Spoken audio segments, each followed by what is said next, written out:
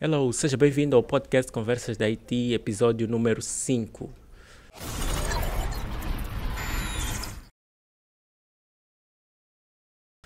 Eu sou o Arle Bebe e eu serei o vosso host para o podcast de hoje. No podcast de hoje nós vamos fazer de forma diferente. Nós vamos receber aqui o Rosário Fernandes. E o Rosário Fernandes vai falar conosco através de uma videoconferência, ok? O Rosário simplesmente trabalha na Google, ok?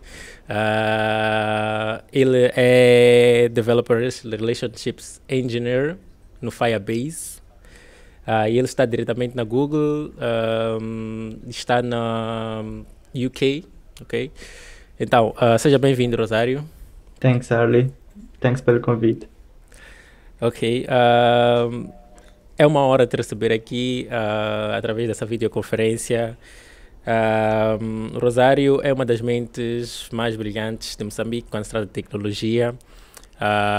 Eu conheci o Rosário, ele ainda aqui em Moçambique, quando ele estava na Mosdevs e era embaixador da GDG em Moçambique. Então ele vai nos contar a sua história, como é que foi possível chegar na tão sonhada empresa, Google.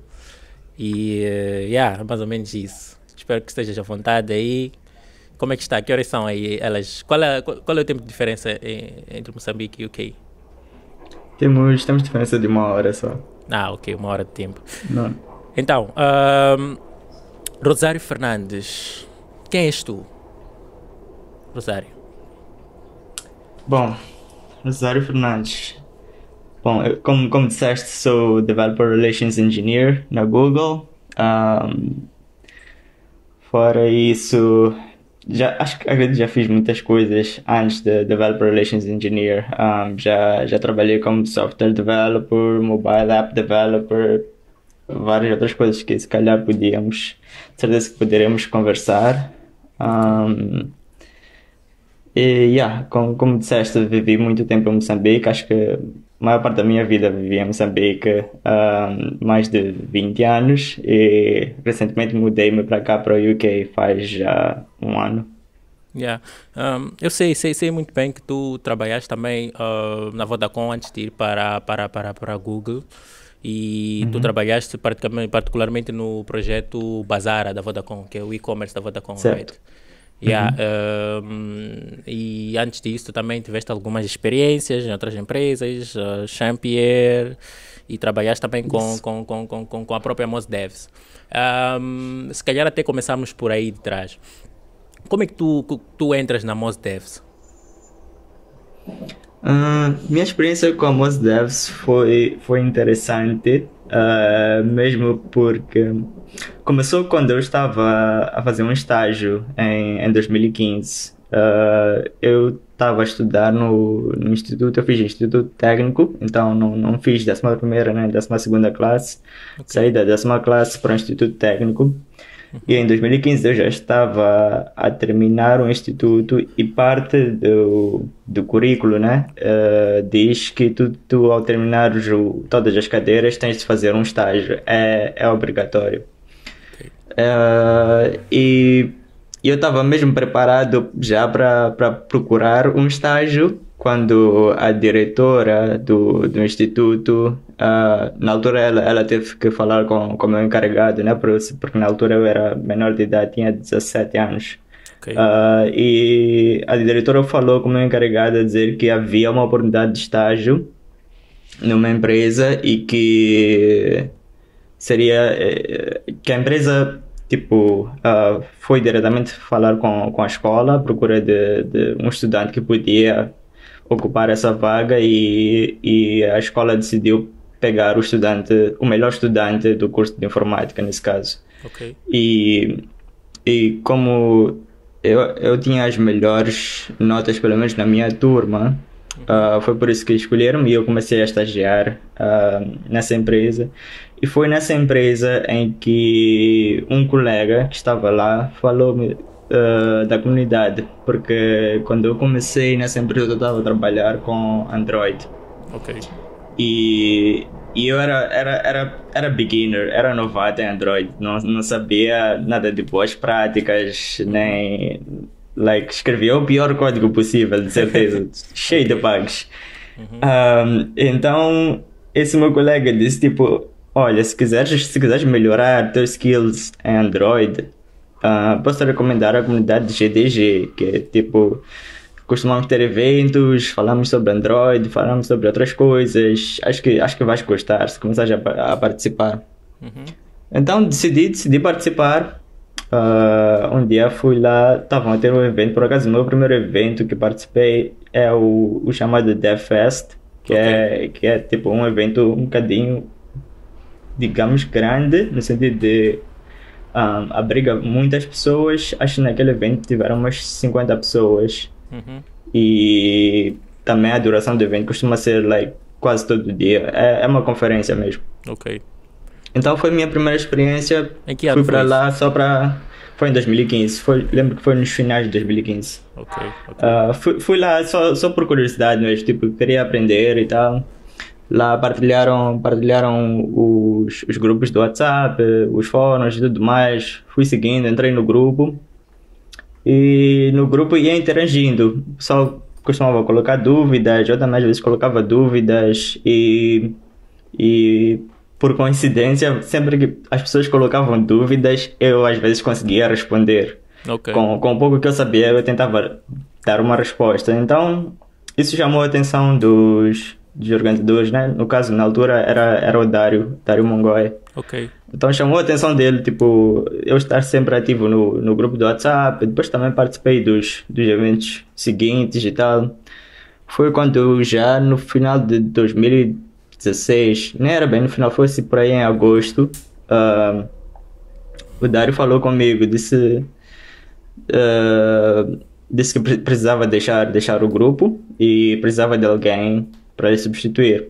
Ok. Então, nesse caso, ele falou comigo e com o Osvaldo Maria.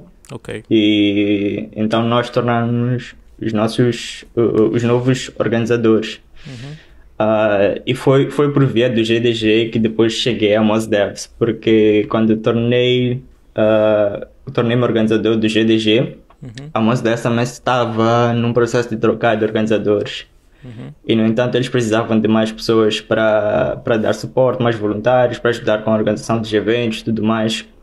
Ok. E foi aí que conheci as pessoas que trabalhavam, né, por trás dos panos e comecei também a ajudar eles com a organização dos eventos, já que era algo que eu fazia no GDG. Ok.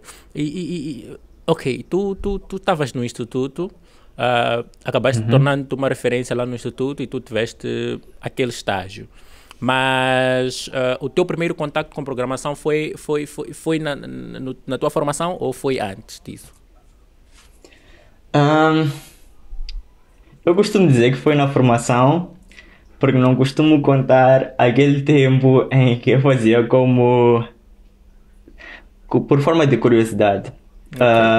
Antes mesmo de entrar no instituto, quando eu tinha por aí uns 13, 14 anos, por forma de curiosidade, decidi pesquisar o que é necessário para fazer um jogo. Tipo, o mais básico que eu pudesse encontrar. Encontrei um software bem básico, acho que chamava-se Game Maker, e como o nome sugere, era para fazer jogos. Ok. E ia experimentando, colocava uns personagens na tela, tentava fazer os personagens interagirem e tal.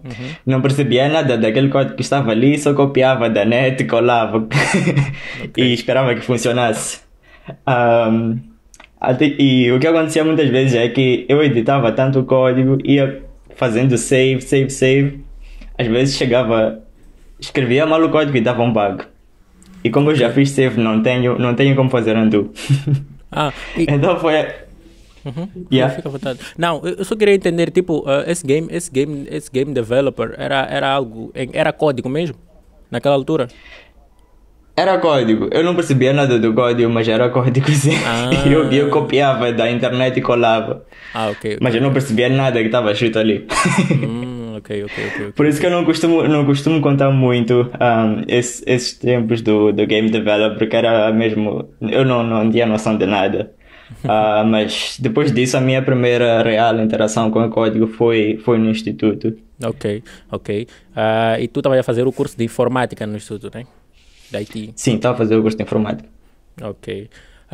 Epá, eu até por acaso acompanhei um bocadinho. Eu fui pela primeira vez para o DevFest em 2016. E eu acho que te Uhum, encontrei já naquela altura em que tu.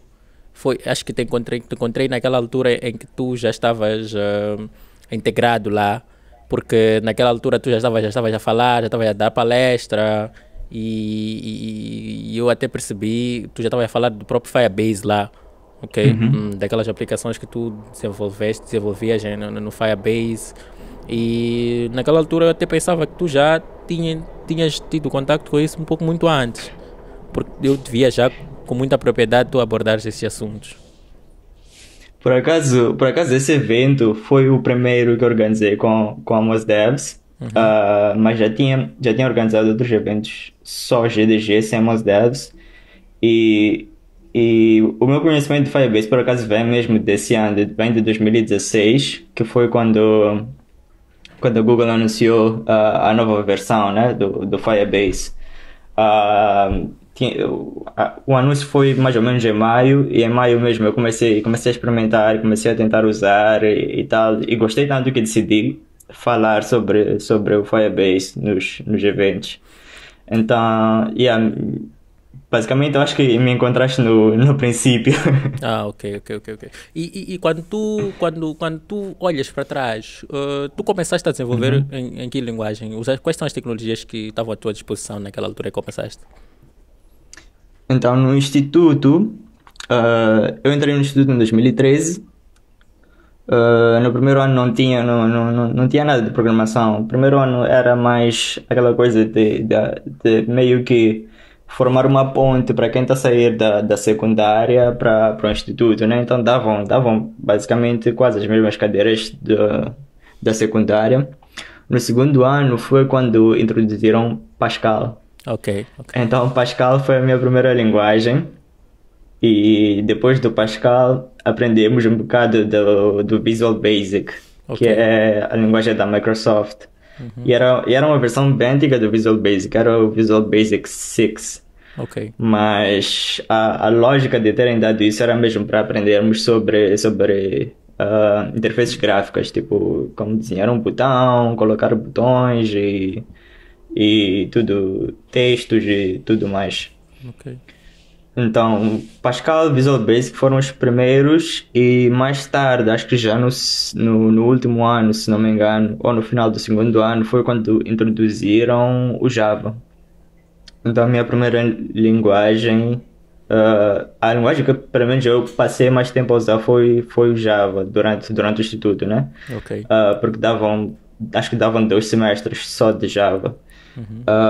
E foi daí que por acaso surgiu a curiosidade do Android, porque eu descobri que Android usava Java, então eu Java. disse, se eu sei Java, se calhar posso desenvolver um aplicativo Android. E na altura eu estava a usar um telefone Android, então era fácil de depois testar.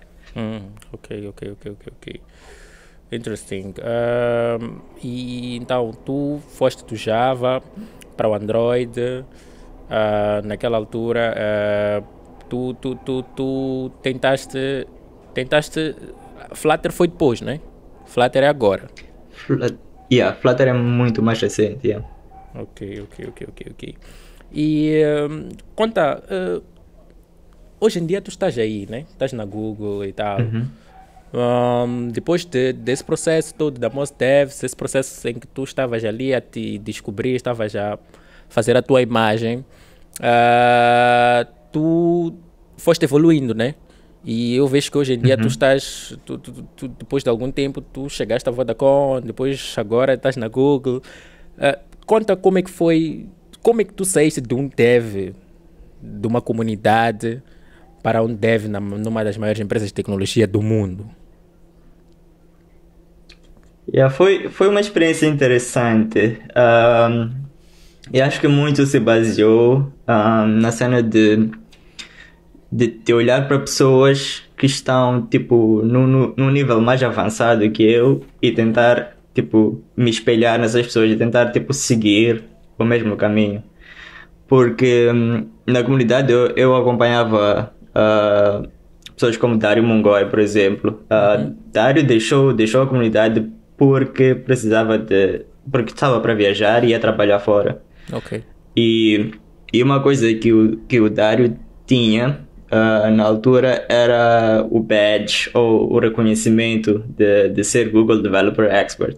Ok. Então eu olhava para aquilo como tipo coisas que eu me vejo a fazer, coisas que eu quero fazer. Tipo, quero ser um Google Developer Expert, quero trabalhar fora um dia. E lembro até que uma vez eu falei com o Dário, eu disse: Dário, daqui a 5 anos eu quero ser como tu. Ok. Ele disse: Man, em 2 anos tu consegues. Ok. Eu ignorei essa cena, fiquei tipo, não, ele só tá a falar. Yeah. Mas foi uma cena funny, porque tipo, falamos isso, acho que foi por aí em 2016. E like, depois eu fiquei com esse mindset de que eu quero ser Google Developer Expert. Ok. Então, o que é necessário para ser um Google Developer Expert? Google Developer Expert resume-se em 2 cenas. Uma, tens que conhecer uma tecnologia da Google muito bem. E nesse caso, eu sabia um bocadinho de Firebase e estava interessado em explorar mais. E segundo, tens que estar interessado em partilhar o conhecimento que tu tens. Então, as palestras que eu já fazia, escreveres blog posts, fazeres um podcast, participares em fóruns e tudo mais, são cenas que ajudam, né? Então, eu já fazia palestras, comecei a escrever blog posts.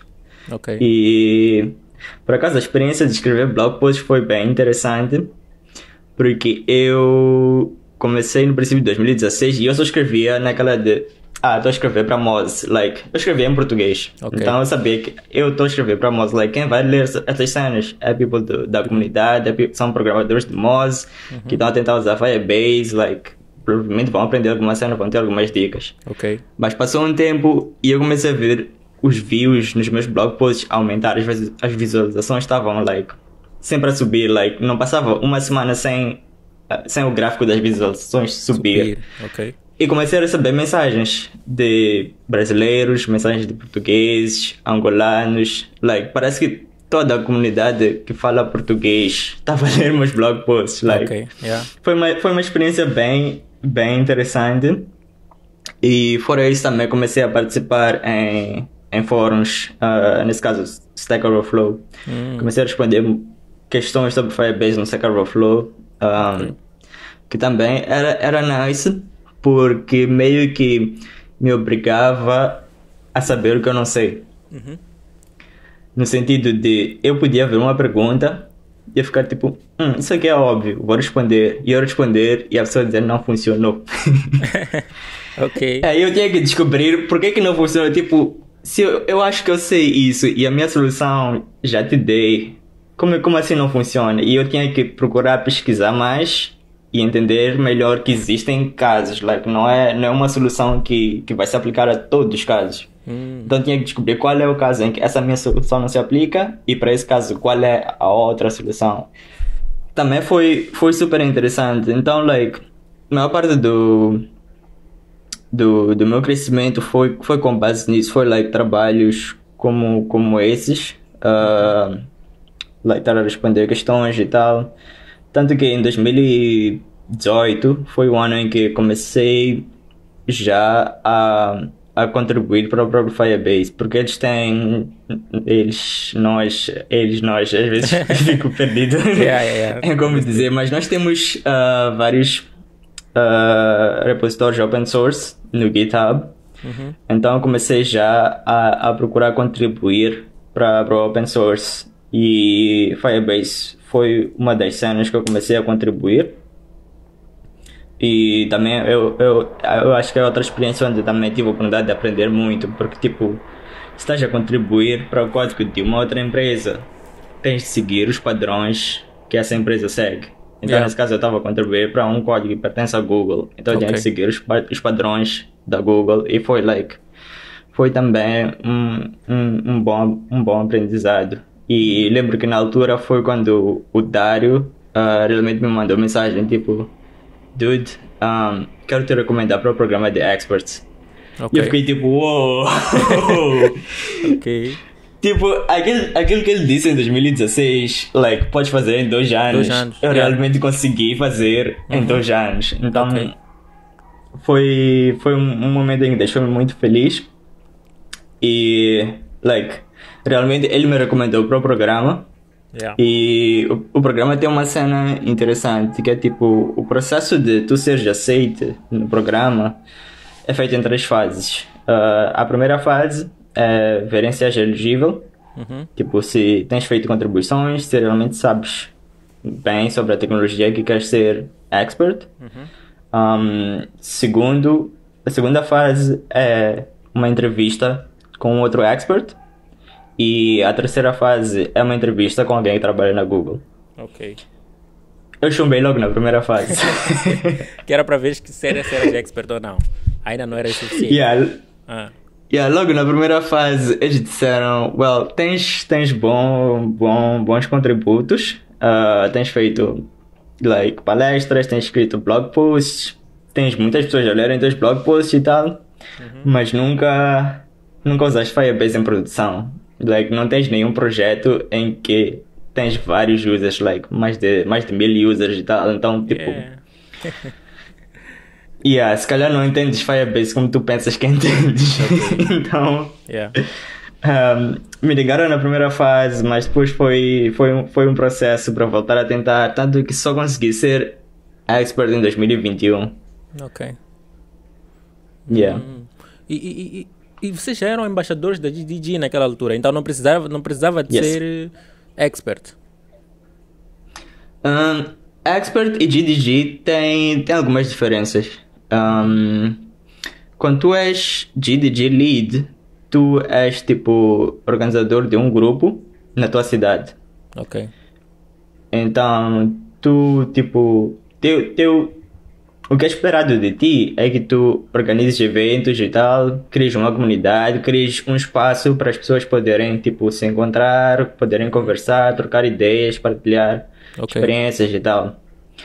Agora, GDE, sendo expert, eles esperam que tu faças menos de organização de eventos e mais de contribuir conteúdo para o pessoal lá fora, não só na tua comunidade, não só na tua cidade, mas também like fora do teu país, tipo para outros países, para qualquer pessoa poder ter acesso.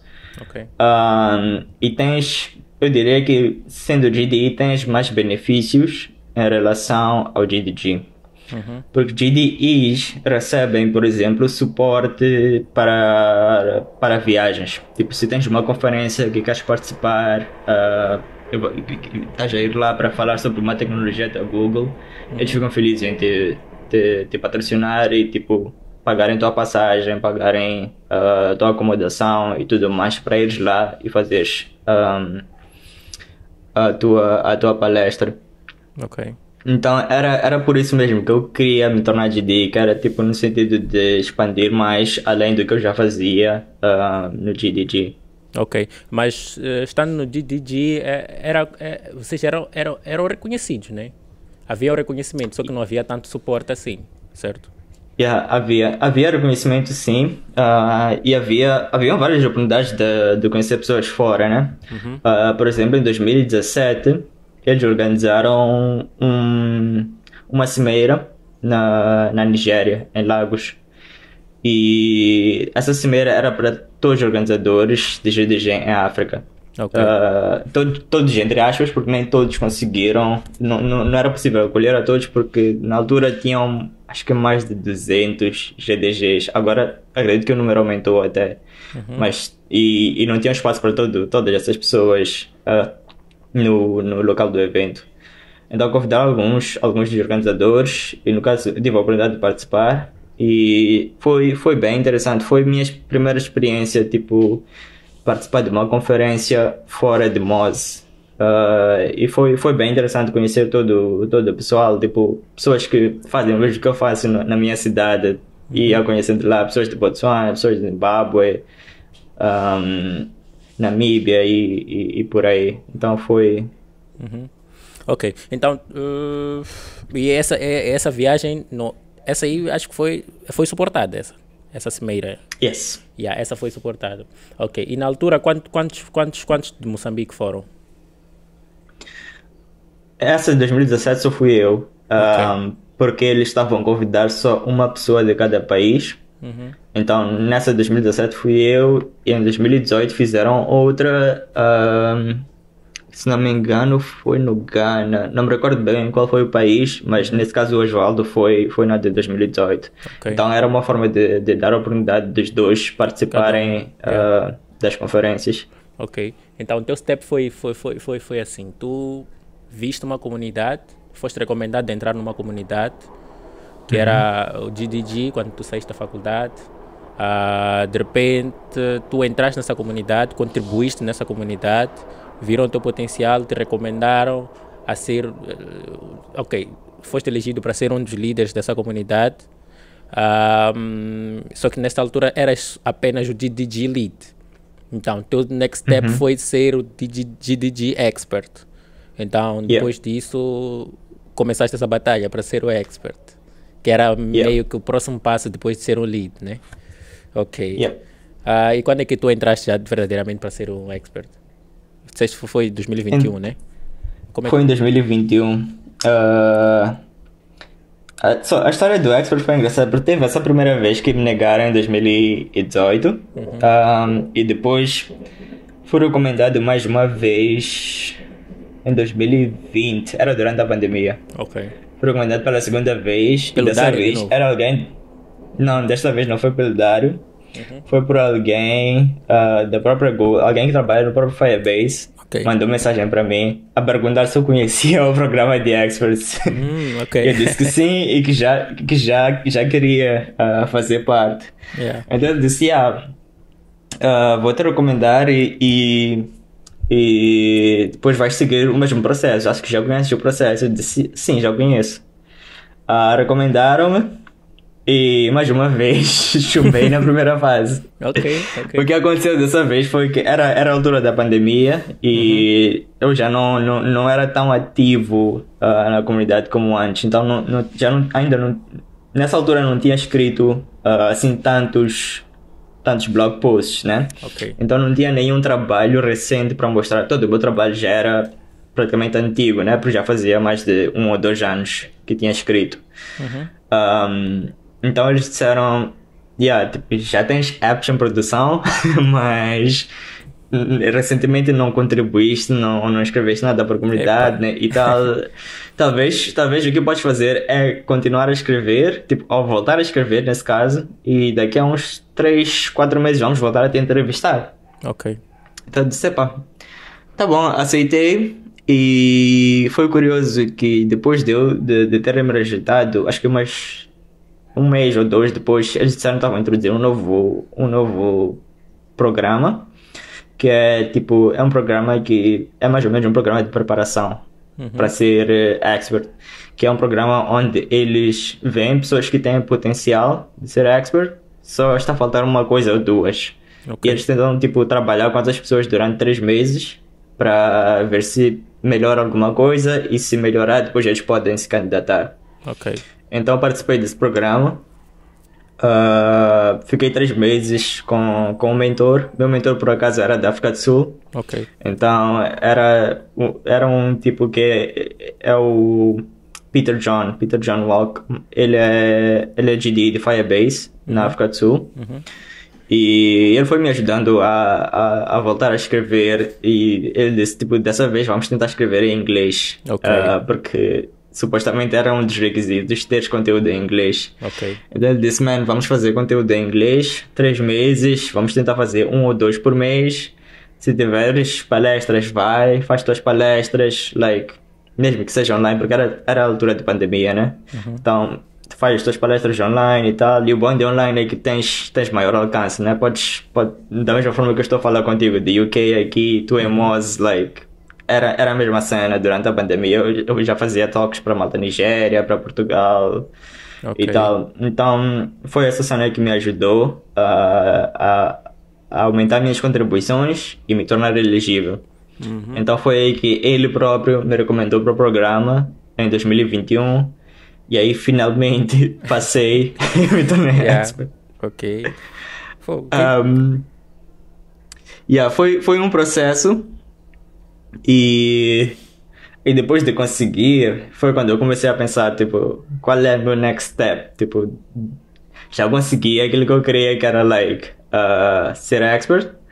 E conforme eu disse, eu tava a seguir Dário. Então, na minha lista de cenas que Dário fez, era tipo, GDG, 2 expert, 3 trabalhar fora. Ok. Então eu já estava à procura de trabalhar fora e tal, me candidatava, muitas rejeições, vi muito aquele e-mail de infelizmente não iremos Pois. continuar. Ah, é? um, muito, like, uma cena que acho que o people não fala o suficiente é que receber rejeições é bem comum, tipo, vais receber muitas durante a tua carreira e like, não é uma cena que deve te abalar e Yeah. tal. Pelo contrário, até deve te incentivar a realmente continuar a tentar para um dia poder conseguir. Mas já lembro que tentava várias empresas de fora, Nada. nada. Tentei uma vez na Google, não cheguei nem na fase da entrevista. Fui negado e fiquei tipo. Actually, wait. Teve uma vez que eu consegui chegar a uma entrevista Ok. na Google, foi em 2020, foi mesmo antes de ser expert, em que fui em entrevista e tipo, entrevistas da Google, para quem não sabe, geralmente são muito focadas em estrutura de dados e algoritmos. Ah, ok. Então, e é uma coisa que muitos programadores se calhar ignoram por não fazer parte do dia a dia deles. Like, muitas vezes estamos a programar, só fazemos um CRUD e tipo, é o suficiente. E esquecemos toda a lógica de programação, que é tipo algoritmos, like, cenas de listas, filas, pilhas e tudo mais. Então, like, lembro que passei um tempo a estudar os algoritmos porque eu queria fazer essa entrevista, queria passar. Yeah. Cheguei na entrevista, encontrei a minha entrevista foi com um engenheiro da Google, não me lembro qual era a equipe em que ele trabalhava, mas ele foi bem simpático, era um tipo nice. Tivemos uma boa conversa e ele deu-me o enunciado do exercício. Fiz o exercício prático, a entrevista durou 1 hora. Estou lá a fazer o exercício e tal. Ele ao colocar perguntas, eu responder. E like, saí da entrevista feliz, tipo, fiz bem. Like, eu senti que eu fiz bem. Eu estava feliz Yeah. com o meu resultado.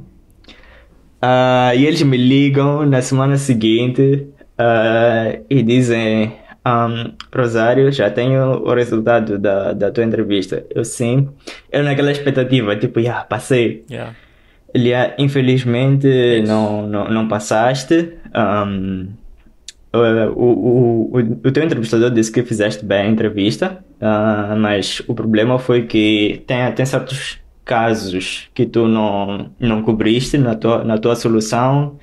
E aqui ele literalmente disse essas palavras, like, here at Google we just set the bar too high. Ok. Eu fiquei tipo, oh, ok. Yeah. Ok. E like, fiquei um bocadinho triste no momento, né? Que é aquela cena de tipo, eu saí da entrevista pensando que consegui, pensando que fiz bem, para depois descobrir que não fiz bem.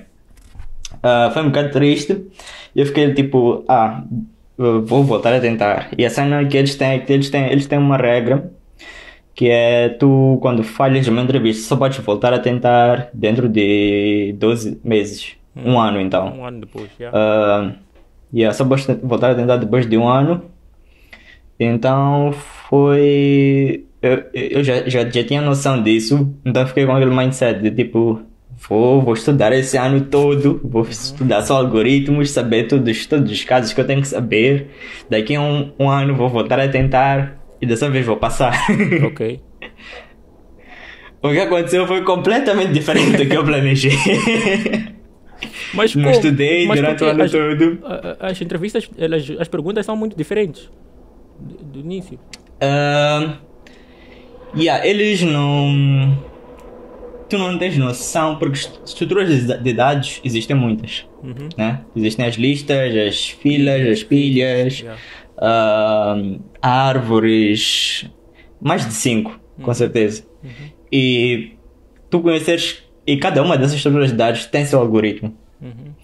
Então, tu saberes todos, parece impossível, talvez não seja impossível, de certeza que há pessoas que sabem, mas é muito difícil tu saberes todos esses. E antes da entrevista, eles não vão te dizer qual é a estrutura de dados que eles vão abordar durante a entrevista. Eles não vão dizer tipo, estuda só árvores e vem. Like, pode chegar na entrevista e encontrar uma estrutura de dados, pode chegar na entrevista e encontrar uma mistura de duas estruturas de dados. Então, é tipo, acho que é difícil encaixar todo o conhecimento numa pessoa Yeah. para fazer a entrevista. Estás a ver? Ok. Yeah. Então chumbaste, pá. Chumbaste de novo. Agora, tem uma cena aqui. Tu foste e dessa vez estava já a concorrer para o job, não exatamente para ser Google Expert. Ok? Então, o que aconteceu contigo nessa altura é tipo, pá, eu já não vou ser mais Google Expert, então agora vou direto para aquilo que eu quero, que é jobar na Google. Era isso? Yeah. Yeah, era isso. Foi tipo, não deu certo, vou tentar. Tipo, surgiu a oportunidade, tipo, calhou eu encontrar aquela vaga, foi bem random. Tipo, encontrei na internet e fiquei tipo, vou tentar. Se expert não deu, talvez isso aqui pode dar. Então foi mesmo uma cena de calhou. Yeah, calhou. Yeah.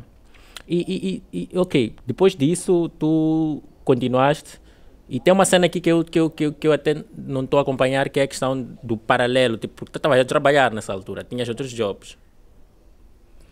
Actually, no. Estava na faculdade, Ok. porque quando terminei o instituto, entrei na faculdade, estava estudando no SCTEM.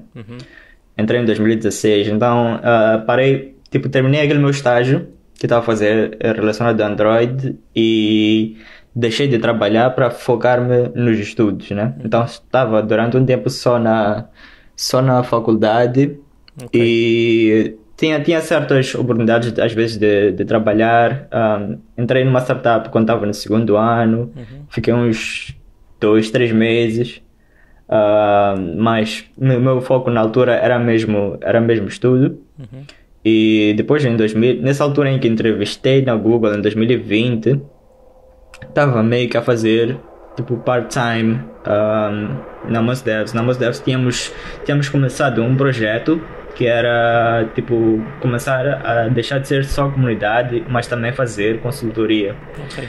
Então estava meio que a dar um help na questão de consultoria, em que trabalhávamos com certos parceiros para desenvolver softwares para eles. Yeah. E eu trabalhava mais na parte mobile, na questão do Android, e acho que fizemos sim um projeto com Flutter. Ok. E depois disso, tu basicamente, quando é que de verdade tornaste Google Expert? Conseguiste? Expert foi like uns 2, 3 meses depois de ter chumbado nessa entrevista da vaga. Foi por aí em setembro de 2021. E actually não foi 3 meses depois da vaga, porque a vaga foi em 2020, sorry. Mas em setembro de 2021 tornei-me expert e foi a mesma altura em que eu decidi voltar a candidatar uma vaga, porque já tinha passado um ano. Ok. Tornei-me expert, continuei a fazer o que eu fazia, que eram as palestras e tal, mas não pude aproveitar todos os benefícios de ser expert, porque era a altura de pandemia, ninguém viajava e tal, então não tive a oportunidade de viajar, mas era uma coisa que eu queria muito. E logo depois de eu me tornar expert foi quando eu me candidatei para a vaga aqui na Google. E foi uma experiência também engraçada, porque a vaga surgiu porque alguém que trabalhava no Firebase estava a deixar. Ok. E essa pessoa que estava a deixar era a pessoa com quem eu falava no GitHub. Sempre que eu fazia uma contribuição para o Firebase no GitHub, quem fazia a revisão era essa pessoa. Ok. Então, eu praticamente já conhecia o job que essa pessoa faz. Tipo, eu já tinha noção da code base em que essa pessoa trabalha. Então, era muito fácil, tipo, seria muito fácil. Achei que seria muito fácil para mim conseguir a vaga e entrar porque eu já tenho noção de tudo que essa pessoa faz. Nós trabalhamos juntos quase todas as semanas, quase todos os meses. Um, então foi daí que eu tive a ideia de que, tipo, eu vi a vaga, li a descrição, os requisitos e tudo mais, e eu fiquei tipo, eu posso fazer isso, tenho noção disso tudo e está escrito aqui. Ok. Então foi aí que me candidatei, tipo, já era expert, fiquei tipo, e já tinha noção daquilo que ia fazer se conseguisse a vaga. Yeah. Decidi me candidatar mais uma vez, de novo o mesmo processo, a entrevista difícil, fiquei umas 2, 3 semanas só a estudar algoritmos. Ok. Tipo, cheguei na entrevista, mesmo processo, um exercício prático, um engenheiro simpático. Ok. E dessa vez correu bem. Tipo, eu saí com o feeling de que, correu bem, mas saí com um pé atrás, naquela de que, da vez passada, correu bem, mas chumbei. Vamos lá ver dessa vez. Fiquei tipo, correu bem, mas, não tem expectativas, não tem nada. Só vou ouvir o que vão me dizer daqui a uma semana. E calhou que na mesma altura foi quando surgiu a vaga para Vodacom. Ok. E eu me candidatei a Vodacom também em setembro. E como o processo da Google é um pouco mais demorado, tipo, leva algum tempo para eles te darem uma resposta. Tipo, eu passei na primeira entrevista, mas depois da primeira entrevista eles agendam mais 5 entrevistas. 5 entrevistas? Então... Ok. Então, na altura em que eu estava à espera deles agendarem as outras 5 entrevistas, a Vodacom estava a me mandar mensagem a dizer, já está, tipo, passaste. Ok. Yeah. Então eu fiquei tipo, ok. E não comemoraste na cena da Vodacom? Comemorei na cena da Vodacom porque era uma cena do tipo, se eu não conseguir Google, pelo menos estou na Vodacom. Mas já é um Vodacom bom. para ti nessa altura era pelo menos. Quer dizer, tu miraste muito alto que o TAP daqui de Moz era tipo, uma cena para ti. Tipo, acho que sim. Ok. E aquilo então... foram depois de umas 3 entrevistas, né? Que chumbaste.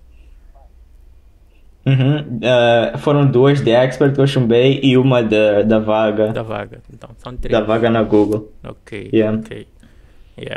Então depois começaste a trabalhar na Vodacom. Na Vodacom trabalhavas com quem? Qual era a posição? Então, na Vodacom era mobile developer, mais especificamente a trabalhar no Bazaar. Para quem não conhece, Bazaar é uma plataforma de e-commerce da Vodacom. Tem um website, é bazaar.co.mz, vendem lá produtos de e-commerce, tem vários produtos, mercearia, roupas, tudo mais. E eles na altura estavam a trabalhar no desenvolvimento de uma aplicação que ia fazer o mesmo que o website faz. Mas era uma aplicação Android e já tinham iniciado. Quem estava a trabalhar lá na altura era o Edilson, e o Edilson já tinha começado, já tinha uma aplicação básica, o pessoal já estava a usar e tal. Mas depois eu fui contratado para dar um suporte ao Edilson, então viramos 2 desenvolvedores na equipe do Android, né? Já estava-se a montar praticamente uma team.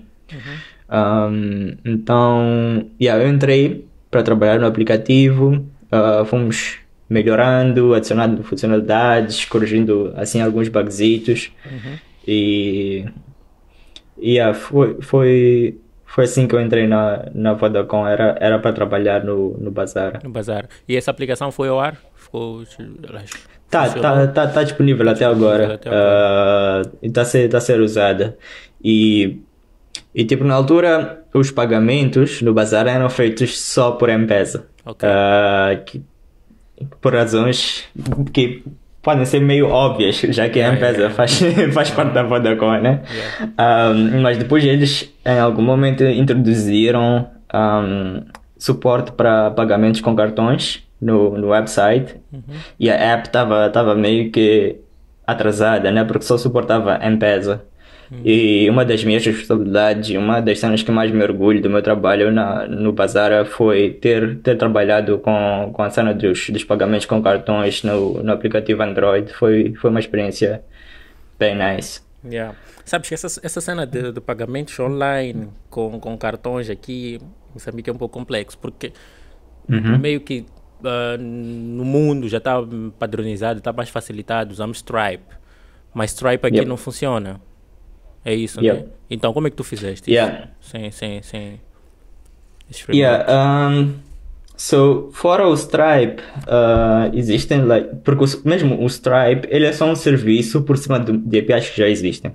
Okay. Então, vários payments gateways têm suas próprias APIs. No caso, Visa tem sua API, Mastercard tem sua API. Existem várias APIs para trabalhar com cartões.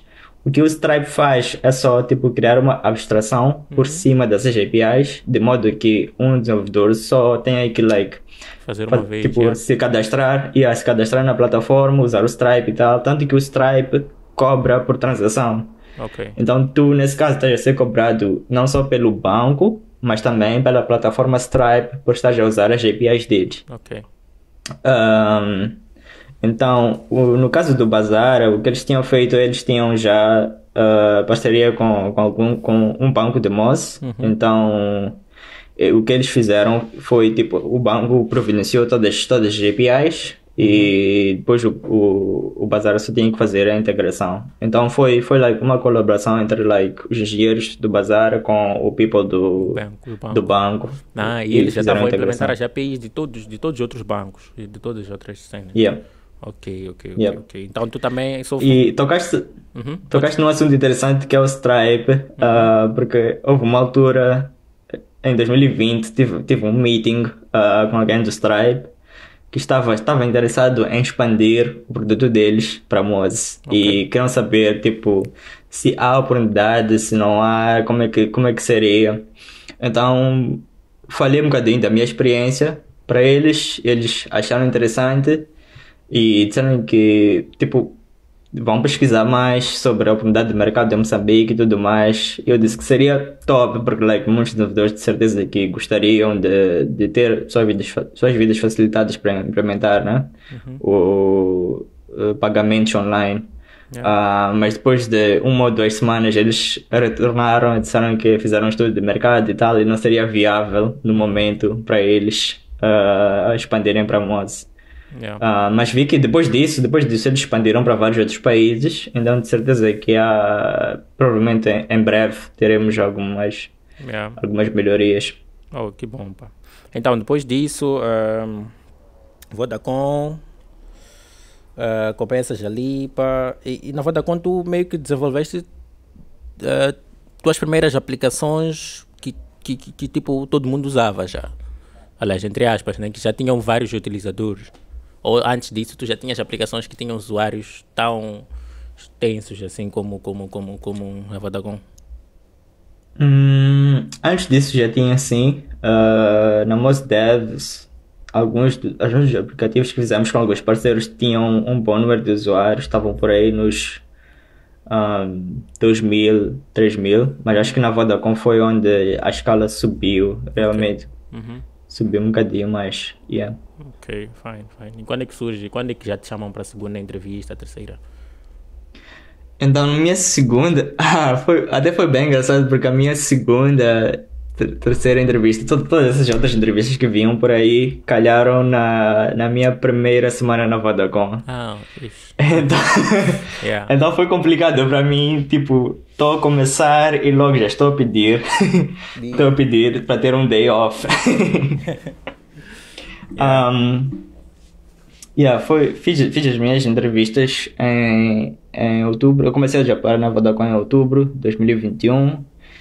Fiz as entrevistas e calhou que uma das pessoas que me entrevistou era alguém que eu conheci no GDG da África do Sul. Era alguém que era organizador do GDG de Joanesburgo Ok. e ele conseguiu um job na Google uns 2 anos antes de mim e ele já estava a trabalhar na Alemanha Uhum. e calhou que ele foi o meu entrevistador para uma das entrevistas, porque são 5, né? Mas tu tinhas muito Um, networking, hein? yeah, Yeah, yeah, com tinhas certeza. muito networking internacional. Tipo, conhecer as pessoas da África do Sul, de Ghana, etc. Yeah. Yeah. Uhum. E acho que a cena do GDG também foi uma cena que me deu um bom reach, especialmente na região, uma cena que eu e o Joaldo fizemos em 2018 foi tipo, vimos alguns Deathfests que Ok. aconteciam na região e Uhum. decidimos passar, tipo, vamos juntar um dinheiro, vamos pegar passagens, não de avião, pegamos base mesmo e Ok. vamos, estamos a experimentar. Em 2018 fomos para dois DFS, Pegar fomos para o base para sorry, base para South Africa, para África do Sul, base sim. para South Africa, Ok. base para Botswana. Para Botswana.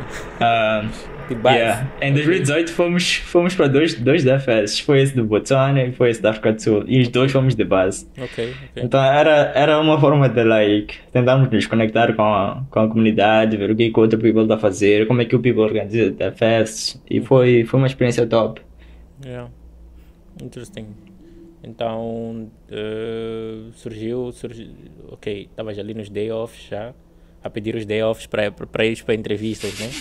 Então continuaste, segunda entrevista, terceira, Yeah, fiz todas as entrevistas, porque a entrevista, eles geralmente marcam as 5 entrevistas todas num dia. ok, num dia, Então, só que por causa da questão de horários e tudo mais, houveram alguns entrevistadores que preferiram passar para outro dia, então virou uma cena de 2 dias. Tive que pedir 2 dias. yeah, Ahm, Fiz as entrevistas, algumas correram bem, outras não tão bem. Fiquei meio que com medo de ter falhado.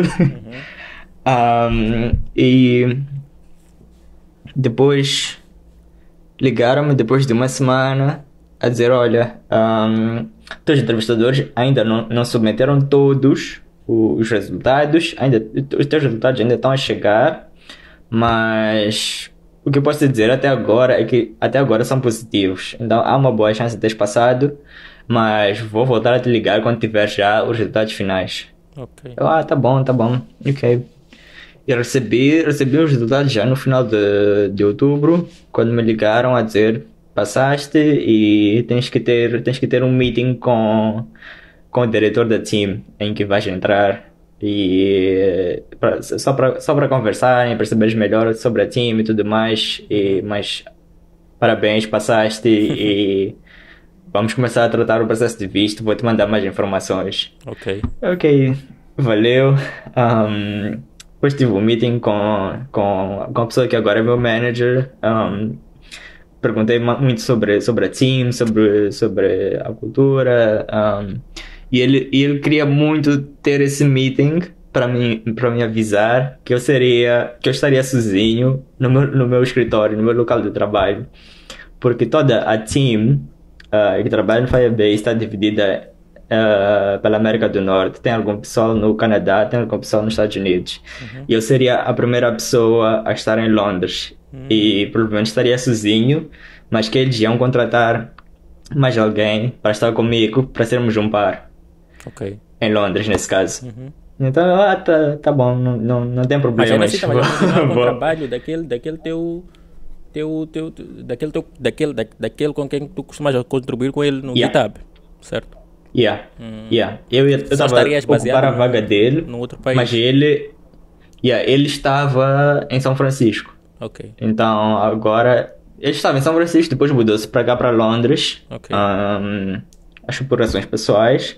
E então, ele saindo, ficava uma vaga aberta aqui em Londres. Então, disseram que iam conseguir alguém para também estar aqui e assim não estaria só um integrante da equipa sozinho, né? Ok. Num país fora. Mas a ideia era mesmo expandir um bocadinho a equipa para tentar ser mais global, né? Para tentar abranger também outros continentes. Então a ideia era expandir para a Europa. Ok. Ahn, então, yeah, tive uma conversa com ele, foi top. Comecei depois já o processo de visto. E o processo de visto é que foi um bocadinho demorado. Porque, porque o visto para cá para trabalho tem dois requisitos principais. Um é tu fazeres um teste de tuberculose, Uhum. que é básico, é esperado e consegui fazer mesmo. É Mose, tem uma clínica que faz. Uhum. E o segundo teste é um teste de inglês. Ok. Porque eu não estudei numa faculdade que falava inglês, eu Inglês. não estou num país que fala inglês, Ok. então teste de inglês é necessário. Ok. E o que aconteceu na altura é que em Moçambique não tinha esse teste. Uhum. Em Moçambique tem o British Council, é Maputo mesmo, mas na altura o British Council não estava a dar esses testes. Uhum. Então o que eu podia fazer, a minha única solução que eles próprios recomendaram era ir para a África do Sul fazer o teste lá. Ok. Só que foi nessa altura em que surgiu uma nova variante do Covid na África do Sul. Eu Yeah. estava com medo de viajar para lá. Tentei procurar outras alternativas, procurei saber se não havia uma outra forma de fazer o teste, ou começar a trabalhar remoto, ou alguma coisa assim. Uhum. Não havia, tinha mesmo que ir para a África do Sul. Então foi aí que comecei a ver se conseguia, tipo, entrar em contato com a empresa que faz os testes lá e tentar agendar, né, o teste. E só consegui o agendamento para janeiro. Uhum. Então, o processo todo de trabalhar com isso tudo de visto e imigração foi um bocadinho demorado por causa disso. Em janeiro tive que ir para a África do Sul, fazer o teste e tal. Depois de fazer o teste, tem que esperar os resultados, que leva umas 3 semanas. Depois dos resultados, tratar todo o processo de visto. Foi um bocadinho complicado e só consegui vir para cá em finais de março, Fogo, de praticamente. outubro tu recebeste o feedback e só começaste a Yeah. trabalhar em março. Yeah. No final, era praticamente abril já. Abril. Yeah. Então, yeah. Então foram mais ou menos uns 6 meses Uhum. depois de Seis ter, de meses. ter aceito. E como é que estava essa área nesse time? A área ou aquela posição não ocupada? Eles mantêm, é tua. E uma cena que aconteceu foi que eles conseguiram contratar a segunda pessoa, conforme eles tinham dito que iam contratar. Uhum. Então, essa outra pessoa, que é a minha colega Marina, ela conseguiu, ela entrou em janeiro.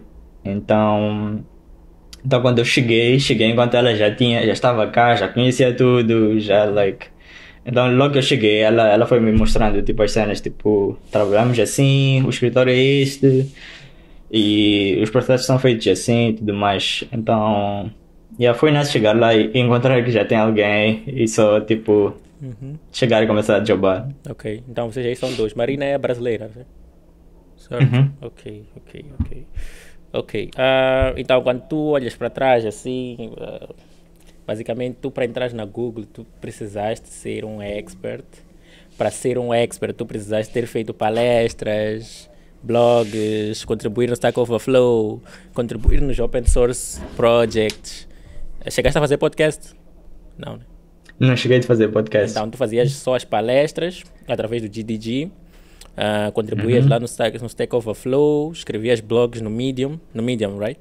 Yep. Yeah, e Yep. contribuíste nos projetos open source. E quais são os projetos open source que tu contribuíste lá na Google? Tipo, Ahn, então no Firebase era mesmo no tem. Firebase. Era tudo praticamente relacionado a Firebase ou Android. Hum. Mas era mais Firebase do que Android. E essa tua definição da tecnologia queria te meter na empresa?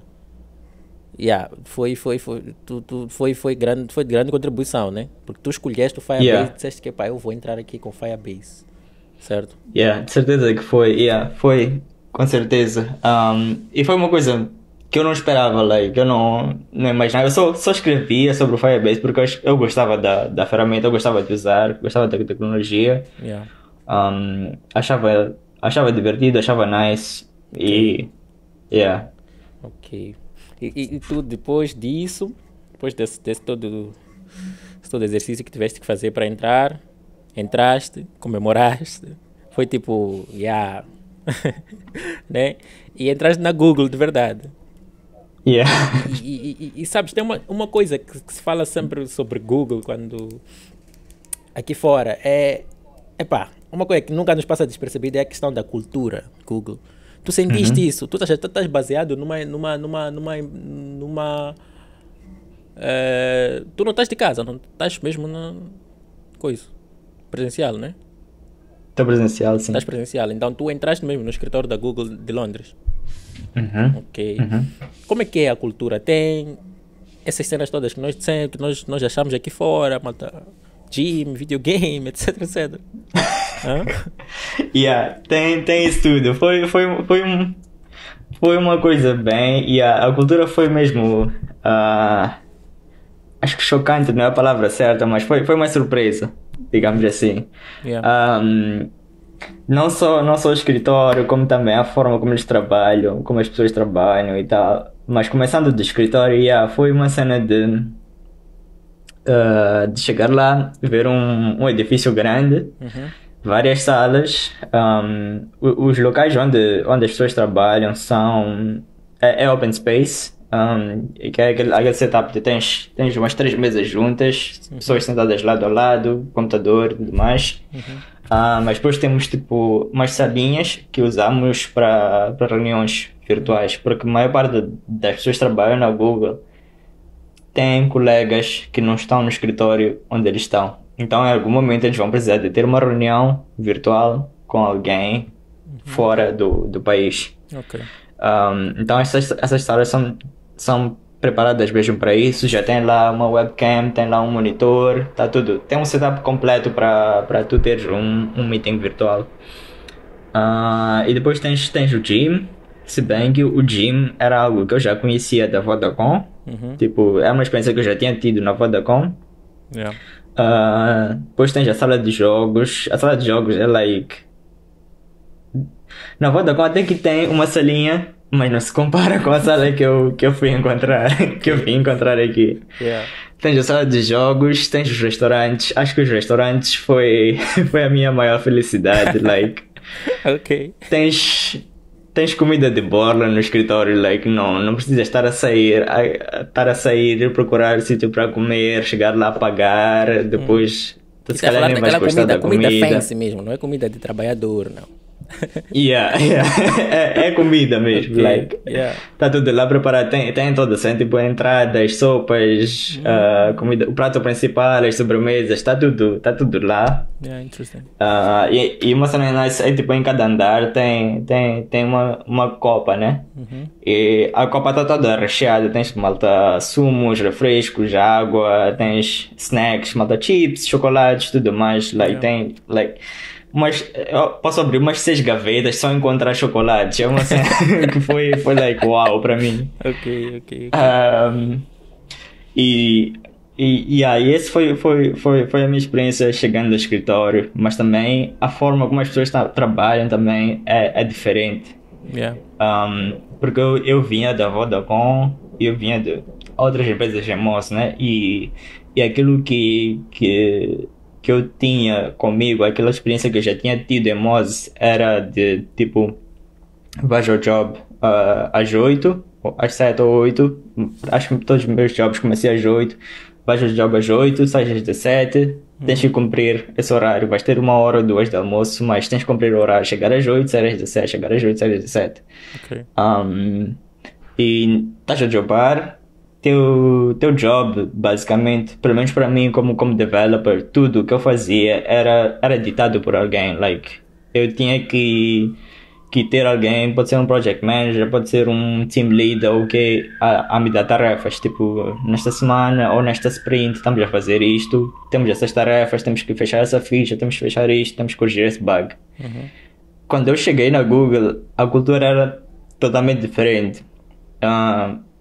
Quase ninguém chega, não diria quase ninguém, mas poucas pessoas chegam às 8, poucas pessoas saem na hora que tem que sair. Por acaso aqui o horário oficial é das 9 às 17, então não tem muitas pessoas que chegam às 9. não tens horário para sair. Há quem prefere sair mais cedo, há quem prefere sair mais tarde. Não tens ninguém, pelo menos no meu nível, porque aqui tem a questão de níveis júnior, sénior e tudo mais. Os júniores geralmente são aqueles que recebem tarefas do seu manager.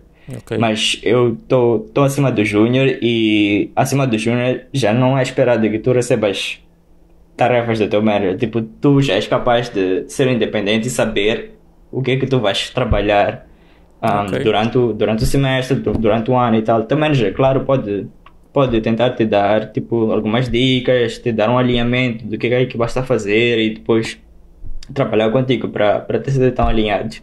Mas a experiência que eu tive foi, eu cheguei e eu já sabia o que eu ia fazer.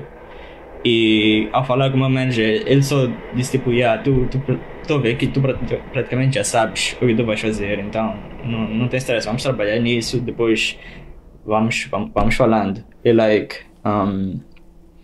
achei isso uma experiência bem interessante e acho até agora tem sido bem nice poder trabalhar de forma independente. Tipo, eu decido os meus projetos, eu crio os meus próprios projetos, eu não tenho que esperar alguém estar a me dar tarefas para eu fazer. Então tu entraste logo como medium ou senior, right? Aqui na Google temos os levels são dados meio que por números. Temos a cena do L3, L4, L5 e por aí mais. O L3 é o júnior, é tipo aquele que está a começar, né, na sua carreira. Então o L3 ele acompanhado pelo manager. O manager tem que estar sempre a dar acompanhamento durante o seu trabalho do dia a dia. O L4 que é o nível a seguir, ele é como se fosse um intermédio. É tipo, esse já não é júnior, mas ainda não é sênior, está no meio. Depois, então eu entrei como L4. Depois do 5 já é sênior. E do 5 para cima já imaginas que é a senioridade. Yeah. Mas já L5 é o sênior, eu entrei como L4. Ok. Então é como se fosse um medium entre júnior e sênior. Ok. Yeah. E como é que é isso? Pá? Tu entras aí, tu já sabes o que tens que fazer, como assim? Isso era por causa das contribuições que tu fizeste ou fazia já antes? Yeah, era por causa das contribuições, porque eu já acompanhava o trabalho que meu ex-colega fazia. Eu já acompanhava o trabalho que ele fazia, então eu já tinha noção do que eu queria fazer para o futuro.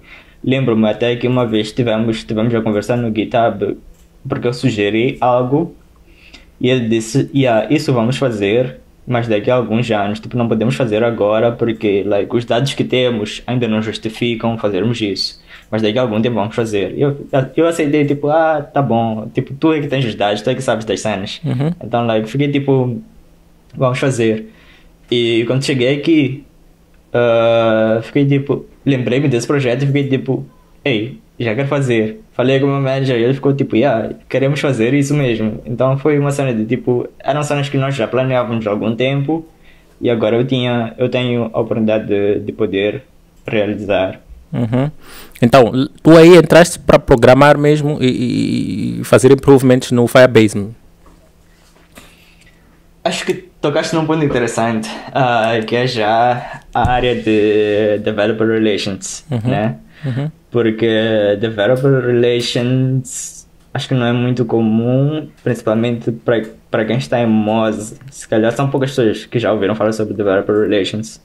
E por acaso, até durante as entrevistas, era uma questão bem comum. Tipo, acho que todos os meus entrevistadores me perguntaram isso, tipo, tu aí onde estás na Vodacom és mobile developer, o que é que te faz sair de mobile development para developer relations? Porque é praticamente trocar de área. Por que é trocar de área? Porque developer relations, apesar de estar relacionado com software engineering, é meio que 50-50, é tipo, metade estás a programar, outra metade estás a interagir com o público. Então, parte do job de ser Developer Relations é participar de conferências, é escrever blog posts, é fazer vídeos, se calhar podcasts e tudo mais, e a outra metade é programar. no programar o que é? Pode ser, estás a criar uma biblioteca para ajudar pessoas a usarem a tua tecnologia, pode ser que estás a criar uma biblioteca para ajudar pessoas a usarem Firebase, estás a criar exemplos, pode estar a criar uma app só de exemplo para as pessoas aprenderem a usar Firebase, pode estar a criar melhorias no próprio Firebase também, se estiveres interessado em fazer isso. Então, é uma área que tem, tipo, tem duas partes. E direi que as duas têm a mesma importância. Ah, ok.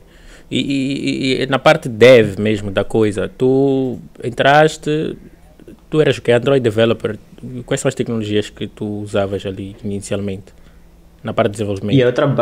eu trabalho mais com Android, no sentido de ajudar programadores Android a usarem o Firebase, Ok, né? Então tenho muito conhecimento de como o Firebase funciona com Android.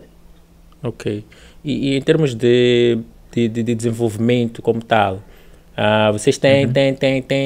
têm algum, que nem sei, práticas de software que tu sentiste diferença com aquelas que tu já usavas antes? Práticas de desenvolvimento de Ah, software? yeah, com certeza. Um exemplo que por acaso descobri há pouco tempo foi quando usas o Firebase tens uma consola. Uhum. Tipo, a consola é um aplicativo web, Ok. praticamente, Yeah. né? E, e uma coisa que fazíamos quando estava nas empresas anteriores era tipo ter dois ambientes para dois ou três ambientes para testagem, né? Tens tipo a tua máquina, que é o teu ambiente de testes, like, é sempre o teu o primeiro sítio onde vais testar a funcionalidade, mas Yeah. depois tem um ambiente de staging, que chamamos de staging, que é tipo onde vamos testar já com um ambiente que está muito próximo à produção e finalmente tens um ambiente de produção. Ok. Aqui no Firebase para consola, por exemplo, é um dos projetos em que eu estive a trabalhar recentemente. Tens muito mais ambientes, like, não estás limitado só ao teste, ao staging e à produção. Existem outros ambientes no meio em que tipo, se tu terminas uma feature, tua feature vai passar por esses outros ambientes antes de chegar à produção. Então, um deploy pode levar uns 2 ou 3 dias para chegar à produção, porque primeiro tem que passar por esses ambientes, ficar lá algum tempo, fazer alguns testes, o pessoal de Quality Assurance vai fazer testes, tudo mais, e depois vai ser publicado. Um, uma outra prática que eu achei também bem curiosa e que eu não fazia ideia de que existia é que as cenas aqui têm que ser traduzidas antes de irem para a produção. Ok. Então não é só tu desenvolveres uma feature, colocares lá uns textos, umas strings e fazeres deploy. Uhum. Não podes porque o teu produto vai ser utilizado em várias partes do mundo. Uhum. E o teu produto já suporta várias línguas, né? Ok. Então, se estás a desenvolver uma nova feature, tens que ter certeza que essa tua nova feature foi traduzida para essas línguas que as pessoas vão estar a ver. Porque não faz sentido uma pessoa estar a usar o teu produto, ver tudo em português, por exemplo, depois chegar na tua feature e encontrar em inglês. Ok. Então, é uma cena que me surpreendeu, é que tipo, é obrigatório tu, tipo, criar a tua feature, mas antes de mandares para a produção, mandas para uma team. Essa team precisa de algum tempo para traduzir. É uma team só de tradutores. Traduzir em todas as línguas. Eles vão traduzir em todas as línguas. Ok. Todas as línguas que o produto suporta nesse caso. Uhum. E acho que nós temos mais 6 línguas essenciais: português, alemão, acho que hindi, alguma língua da Indonésia e espanhol e qualquer outra língua. Yeah. Então, yeah, essa team traduz tudo. Depois de eles traduzirem e te devolverem, aí sim é que tu levas tua feature para produção. Ok. Ok. Nice. Então essas são as principais que tu viste, diferentes com aquilo que era aqui. Tu falaste de Sprint, vocês usam Sprint aí? Não usam Scrum? Ahn, na minha time em particular, não. Não Uhum. usamos, mas nas teams em que eu trabalhei em Moz no passado fazíamos sprints. Foi daí que eu falei sprint, era Ah, mesmo ok, pela ok, ok. experiência que tive em Moz. Ah, ok, ok, ok, ok. E agora, tu quando ah, tu desenvolves uma nova feature, etc., tu tens autonomia de desenvolveres e tu lançares para produção. Há um processo por detrás, mesmo antes de tu desenvolveres, que é o processo de tu propores a feature. Uhum, Like, tens de saber justificar por que estamos a fazer isso, com base em que dados, tens de ter dados que sustentam, tipo, a tua proposta. uhum, Like, tens que dizer por que estamos a fazer isso, porque agora, no sentido de por que fizemos, por que estamos a fazer agora, por que não fizemos no passado e por que não esperamos um bocadinho para fazer no futuro. uhum. Tens de ter o porquê agora, tens de ter, basicamente uma razão para fazer e tens de mostrar isso, tipo, escreves uma proposta, tens de mostrar isso aos teus colegas diretos da equipa, ao teu manager, like, tem que haver um certo, dependendo de quanta aprovação é necessária, dependendo do tamanho da feature, podes ter níveis de aprovação diferentes, né? Se for uma cena big, muito big, é possível que eles tenham que escalar para um diretor muito Ok. acima de ti. Yes. Agora, se for uma cena bem, tipo, pequena, pode ser que seja, só teu manager para aprovar seja suficiente. Ok. E, e isso leva tempo, tipo, o tempo que tens que escrever, o tempo que tens que coletar esses dados, colocar todos os gráficos lá e tudo mais. Uhum. Depois de esperar as pessoas aprovarem e tal, é uma cena que leva tempo. Ok. E tem uma coisa. Se tu estás nessa posição onde tu és meio que menos dependente dos teus managers, das tarefas que tu Uhum. te dão, tu tens que ter um bom conhecimento da visão da empresa, não é? Tem que estar muito Yes. claro para ti isso. Então, Yes. Yes. como é que tu primeiro consegues entrar já com a visão bem estabelecida para ti, Uhum. logo no início, e como é que hoje em dia tu te mantens num espírito de desenvolver somente aquilo que é importante para vocês e que está alinhado com a vossa visão Uhum. como empresa? Boa questão. Então, acho que para o momento em que eu entrei, já expliquei, né, que foi o caso de eu já ter planos com aquela pessoa com quem eu trabalhava, Uhum. mas a cena de eu manter é que, tipo, a cada ano, todas as equipas desenham, tipo, a estratégia para esse ano. Yeah. Tipo, os managers todos, os diretores todos fazem a estratégia. Dizem, ok, este ano, nosso departamento vai se focar só nas X, Y e Z. Então, nesse XYZ, depois cada equipa, cada sub-equipa e tudo mais vai tirando, cada manager que vais encontrando por baixo tipo da árvore da empresa, né? Vais encontrando tipo, cada um começa a tirar também seus objetivos com base naquilo que foi determinado tipo lá em cima. Eles começam já a encontrar formas específicas de resolver aquilo que foi determinado para este ano. Ok. Então, no início do ano há toda a estratégia, a priorização, tipo, escolhe-se quais são os projetos em que vamos trabalhar, escolhe-se quais são as áreas em que vamos nos focar e depois já dizem, tipo, daqui este ano vamos focar nisso e, like, depois à medida que o ano vai começando, tipo, os primeiros meses, vais tendo meetings com o teu manager, com teus colegas, com a tua equipa, para, tipo, tentar planear algumas cenas, começar já a jobar. E daí vão saindo projetos. Claro que depois, no meio do ano, é possível que um projeto seja cancelado, é possível que surja um outro projeto que alguém sugeriu. Então, mas a principal coisa é a estratégia que é criada no início do ano. Porque aí todo mundo já começa o ano com aquele mindset de, tipo, já sei o que eu tenho que fazer durante o ano. Ok. Ok. E tu encontraste algum desafio, alguma dificuldade no início? Ou tudo foi fluido para ti? Hum, no início, acho que em termos profissionais, não. Mas, tipo, na vida pessoal, com certeza, né? Porque era a primeira vez a trabalhar, tipo, primeiro fora de Moz, era a primeira vez a viver sozinho, porque em Moz eu vivia com meus pais ainda. Yeah. Então, ah, e também estou num país que é completamente diferente de Moz, né? A cultura daqui é diferente, a temperatura é diferente. Cheguei aqui e encontrei frio. Eu estava a sair do verão de Moz para chegar aqui e encontrar uma Yeah. temperatura fria. Uhum. Então, tipo, na carreira em si, acho que não. Na vida pessoal foi mais like, ter que me adaptar a essa nova realidade. Então, eles escolhem que vocês estejam aí, mas vocês trabalham com as cenas mundialmente, né? O fato de tu Uhum. estares na UK não significa que simplesmente estás a tratar da Google na UK, right? Yeah, yeah. Tipo, Principalmente porque minha equipa tá toda nos Estados Unidos, ok, mas o ok, produto que eles distribuem é para todos. Então, ok.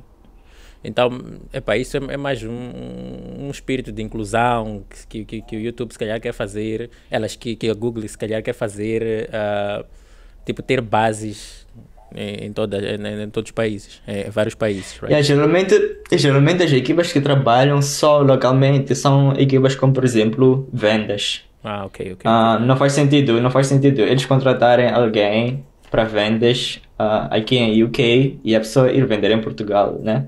Tipo, são mercados diferentes, têm demandas diferentes e tudo mais. Então, geralmente, tem certas equipas que trabalham só localmente, Yeah, mas é menos comum. Acho que, pelo menos para as equipas de engenharia, geralmente eles trabalham globalmente. ok.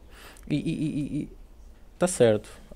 Mas tu, como um gajo que esteve a trabalhar no Firebase desde sempre, Uhum. e hoje em dia tu estás no Firebase, e eu até queria mencionar esse ponto. Tu trabalhas com Development Relationship Engineering no Firebase, e tu hoje em dia até estás a escrever, né? Tu escreves, das palestras, tem aqueles Uhum. vídeos ali do Firebase, eu costumo te ver ali, vídeos oficiais do Firebase, e tens coding. E eu imagino que tu tenhas vários motivos para gostar do Firebase, para além do fato de tu estás a trabalhar com o Firebase. O Uhum. que é exatamente o Firebase e qual é a importância que tu vês que ele tem hoje em dia?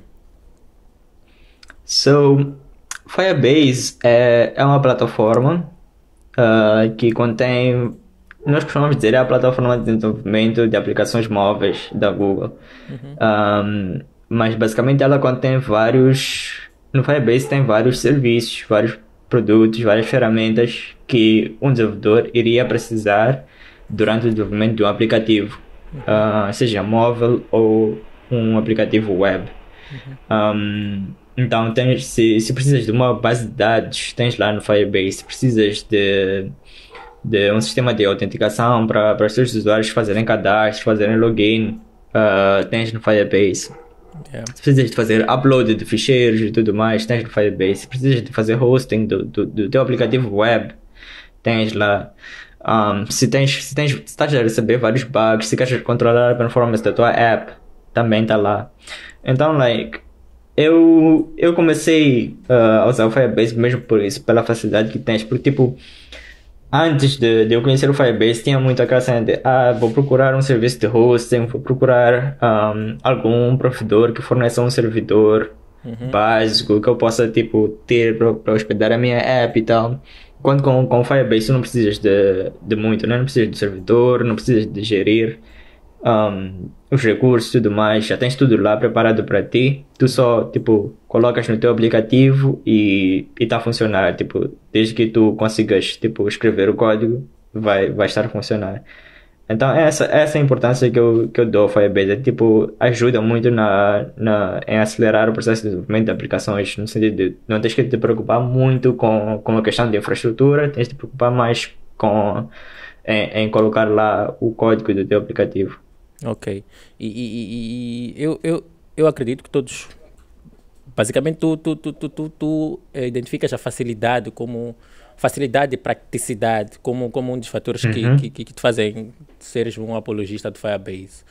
Mas eu imagino, né, que todas as aplicações possam usar Firebase. Mas quais é que tu achas, ou quais é que vocês recomendam o uso mesmo? Tipo, do Firebase, porque eu imagino que, tipo, todas as aplicações, mas quais as aplicações nós realmente vamos ter uma melhor performance, ou vamos ver o uso do Firebase como relevante? Eu acho que em qualquer aplicação tu podes encontrar pelo menos um produto do Firebase que vai te ajudar.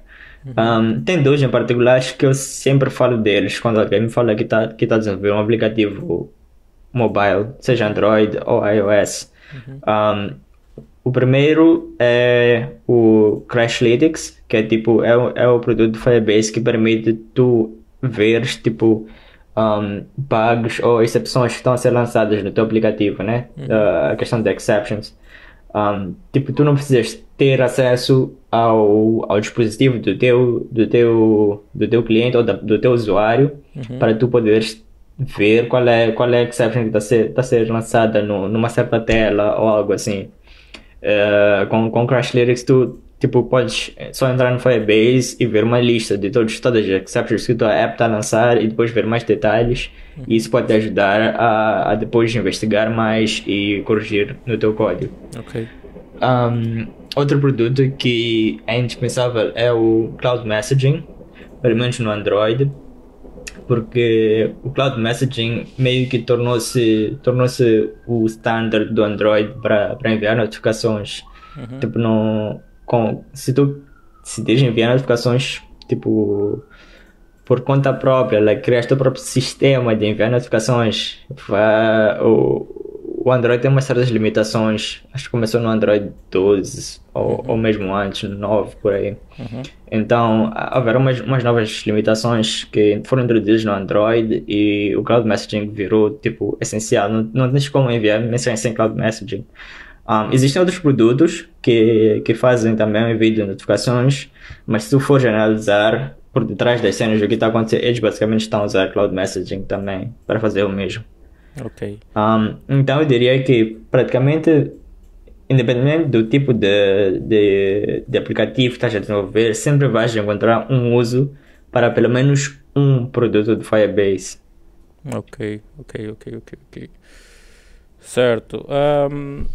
Para além do Firebase, tu já viste alguma outra algum outro produto daí dentro da Google? Ou só dizes que entraste tu a trabalhar só com Firebase? Estive sempre a trabalhar com Firebase, sim, mas nós costumamos ter certas. De vez em quando tens tipo interações com outras teams e colaborações onde, por exemplo, uma equipe pode te convidar para dar um suporte ou dar um help em um certo projeto de fora, né? Ok. Tenho sempre boas relações com pessoas de outros produtos, por exemplo, do Android. Por acaso eu sinto mesmo, o andar onde eu estou é todo pessoas que trabalham com Android. A equipa do Android aqui em Londres é muito grande. Então tenho boas interações com eles. Eu lembro que até um dos projetos em que eu estava a trabalhar, convidei alguém da equipe do Android e ele ficou feliz em trabalhar comigo nesse projeto no ano passado. Este ano alguém da equipa do Flutter me convidou para lhes ajudar com um projeto que por acaso foi um projeto bem grande, que era um jogo, chama-se IO Flip, que foi lançado no Google I/O deste ano. E basicamente é um joguinho de cartas que usa inteligência artificial para gerar as imagens das cartas. Foi uma cena bem cool. Ok. E foi uma cena de uma escala que eu não esperava mesmo. Foi nice. E tu... Então, Fixe, yes. posso não trabalhar especificamente em vários produtos, mas certeza que tenho sempre interação com pessoas de outras equipas que trabalham nesses produtos. Ok. Nice. Então, vocês adotaram ou recomendam o uso do Flutter, né, para programação mobile, right? Iria começar por te perguntar vocês quem, porque porque Flutter é só uma é um dos frameworks que oferecemos, né? Mas depois tens aí o Android, que Uhum, tem seu próprio framework e tal. uhum. Mas já Flutter seria o melhor framework para tu usar se estiveres a desenvolver para várias plataformas, tipo iOS, Android, web, desktop. Uhum. É muito fácil, tipo, usar o Flutter para partilhar, usar a mesma code base para todas essas plataformas. Ok. E tu até estás a trabalhar com a divisão Android, mas no fundo, tu programas Android ainda? Yes, Porque tu, yes, ainda programa Android. porque vocês têm aí o Firebase, a Firebase é uma consola web também. Yes, é Yeah. uma consola web, mas também temos as bibliotecas, né? Específicas para cada plataforma. Então tem uma biblioteca para Android, tem uma biblioteca para iOS, tem uma biblioteca para Flutter. Então eu muitas vezes trabalho junto com a equipa que desenvolve a biblioteca em Android. Ok. Então tu não estás a ver web aí. De vez em quando, eu meio que, que me envolvo em tudo que eu posso. Tipo, quando eu vejo que posso fazer algo para uma certa team, eu sempre tento, tipo, colaborar e oferecer ajuda. Ok. E tu tens people que reporta a ti. Não, não tenho ninguém que reporta a mim. Ah, Geralmente tens de estar no nível de manager Ok. para ter alguém a reportar a ti.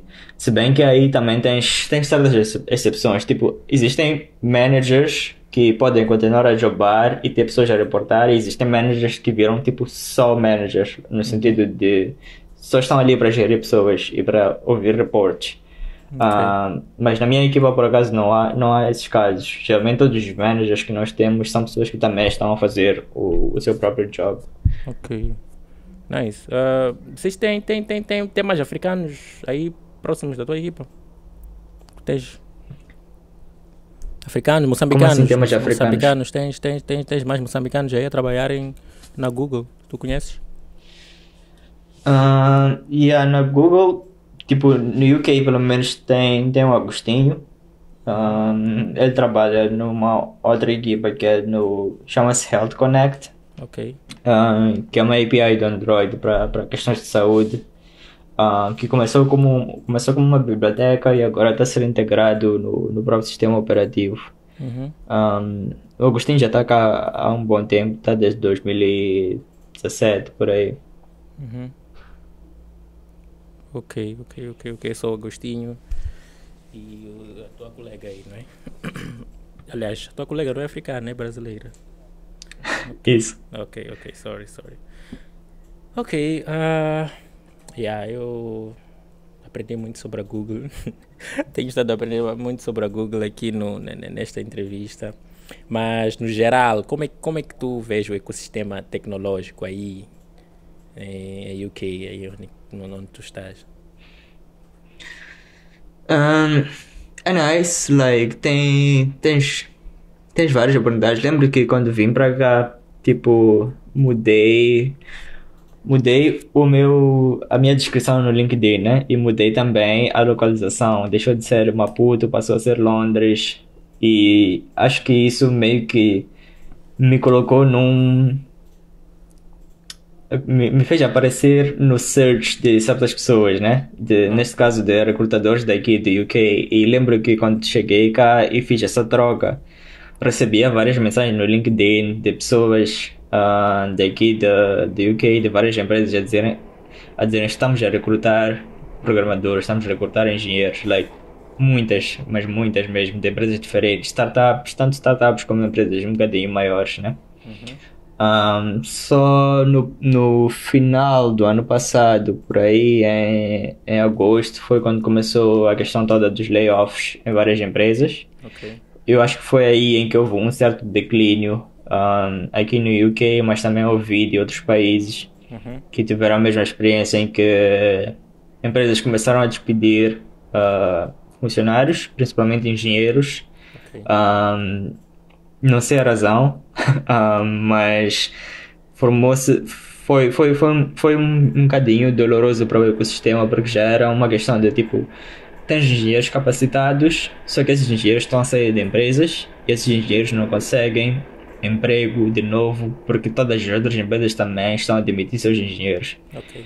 Então, acho que desde os finais do ano passado até os princípios deste ano foi um bocadinho complicado, foi um bocadinho complicado para engenheiros aqui no UK e na Europa, mas aparentemente agora parece que a questão está a melhorar. Tenho visto mais vagas a aparecerem online e tal, e acho que o ecossistema está a mudar e está a voltar ao seu normal. Ok. E agora, como tocaste mesmo nesse ponto de emissões em massa, como é que vocês estão a se posicionar em relação à questão da inteligência artificial? Aí. Bom, tem sido o maior foco, e acho que isso ficou notável no Google I/O deste ano, em que então no Google I/O costumamos ter sempre duas seções principais, né, de abertura. A primeira é focada no consumidor, que é tipo no público em geral, e a segunda é mais focada em programadores. Ok.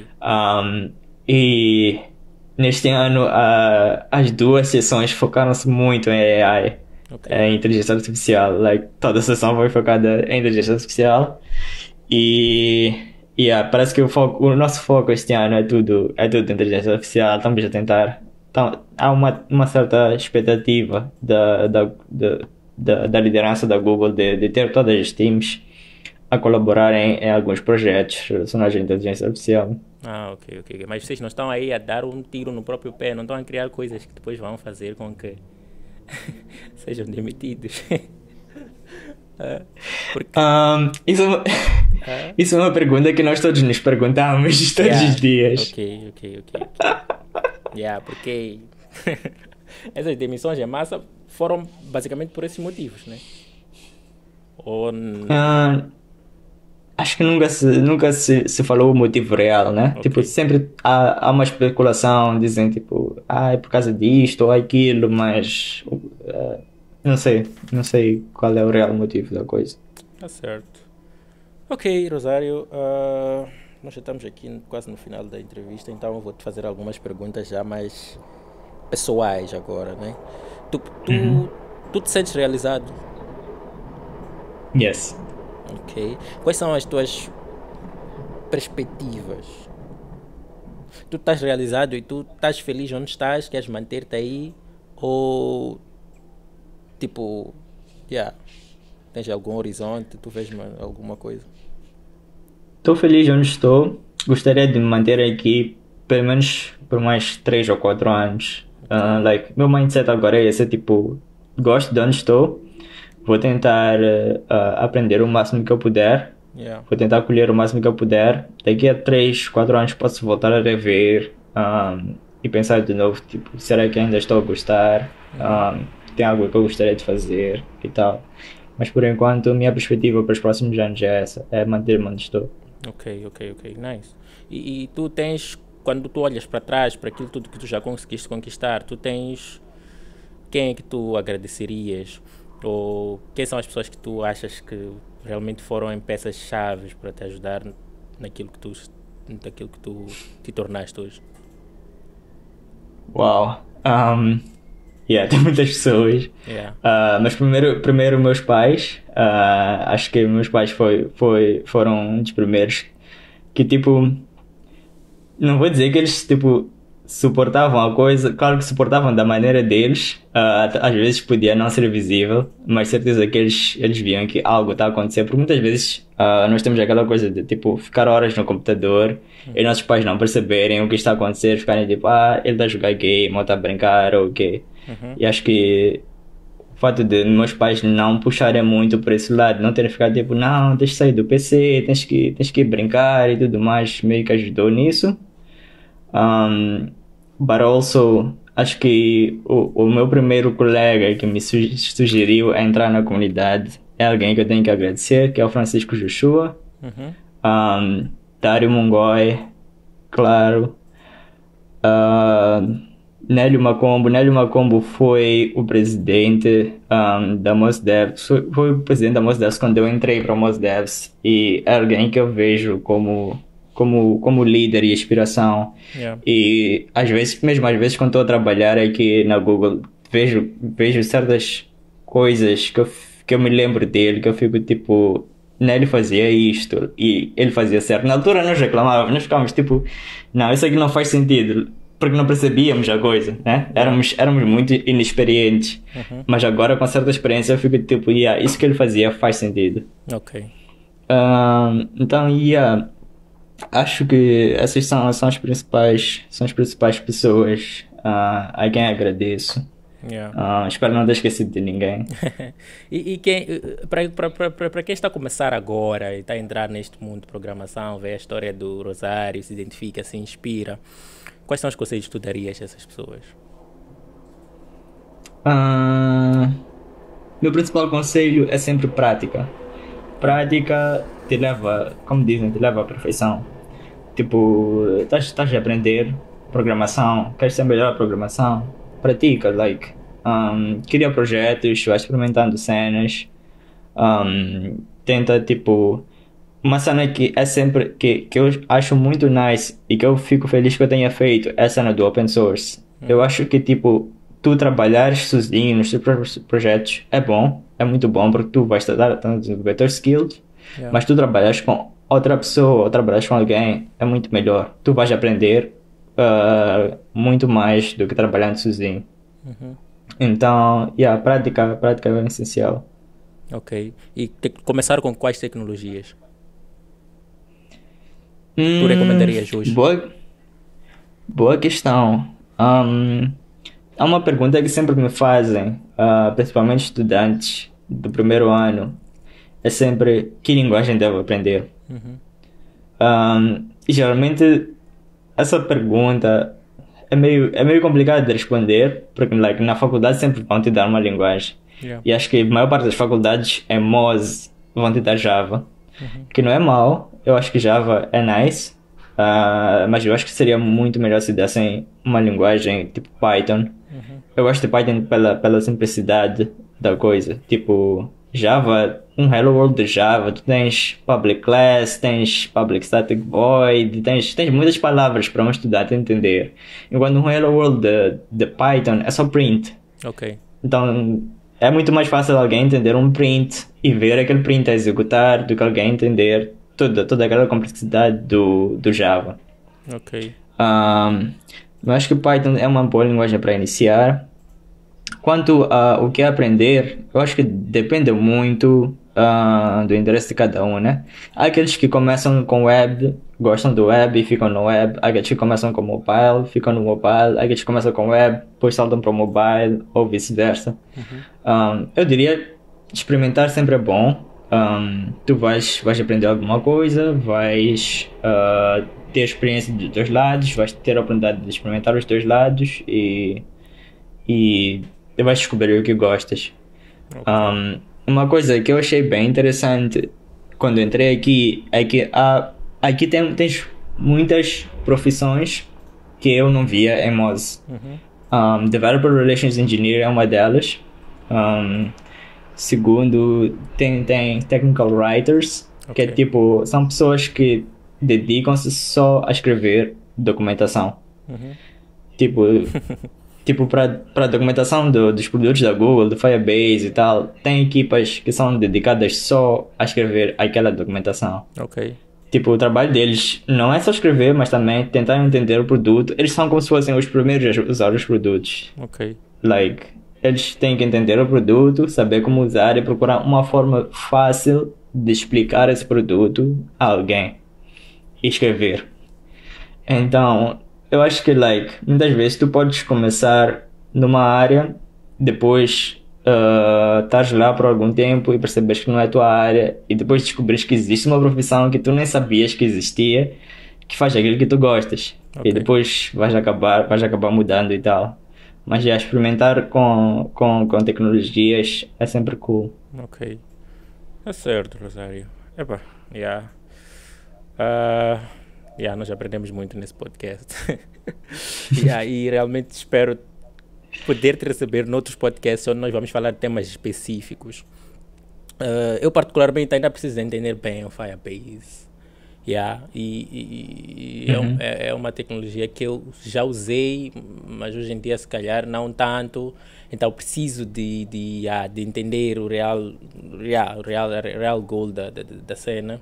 E sendo tu também que estás a trabalhar aí, provavelmente ainda vem proofs e sinto que tu talvez vai ser alguém que vai pelo menos colocar, ok, procurar resolver alguns problemas que tu tinhas quando tu desenvolvias aqui. Yeah. Yeah. E eu acho que isso vai nos motivar ainda mais a fazer o uso dessa plataforma. E epá, foi uma hora, Rosário. Espero te receber mais vezes e tenha mesmo um- uma ótima experiência aí. Thank you, Arley. Thanks pelo convite e espero mesmo que tenha sido produtivo para o pessoal que estiver a escutar. Ok, Thanks. tá certo. Thank you.